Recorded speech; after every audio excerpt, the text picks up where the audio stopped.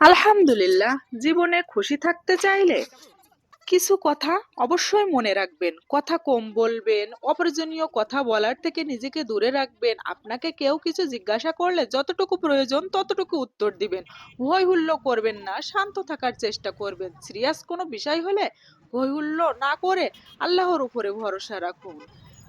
বিপদে পড়ে আতঙ্কিত হবেন না, শান্ত থেকে উপায় খুঁজতে থাকুন। আবেগপ্রবণ হবেন না, রাগ, কান্না, হতাশা এগুলো নিজের জীবনে হাবি হতে দিবেন না। ব্যক্তিগত বিষয় কারোর সাথে শেয়ার করবেন না। আর কেউ খোঁচা দিয়ে কথা বললে পাল্টা আক্রমণ না করলেই ভালো হয়। মুচকি হাসি দিয়ে স্থান ত্যাগ করবেন।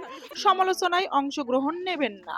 নিজেকে আলাদা রাখুন। একা থাকার চেষ্টা করুন। নিজের সিদ্ধান্তে নিজেই নিতে শিখুন। ভেবেচিন্তে সিদ্ধান্ত নিন।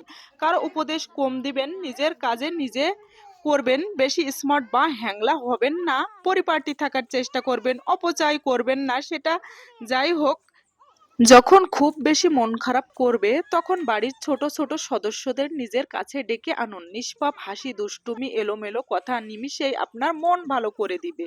প্রথমেই নিজের একটা সুন্দর ক্যারিয়ার তৈরি করুন, তারপর ভালোবাসাকে সময় দিন। আজকের দিনে মানুষ তার সাথেই থাকতে চান যার একটা সুন্দর ভবিষ্যৎ আছে। আমার পরিবারের ছোট ছোট বাচ্চাদের পেয়ে আমার মনটা কিন্তু অনেক ভালো লাগছে। আল্লাহ হাফেজ, আসসালামু আলাইকুম।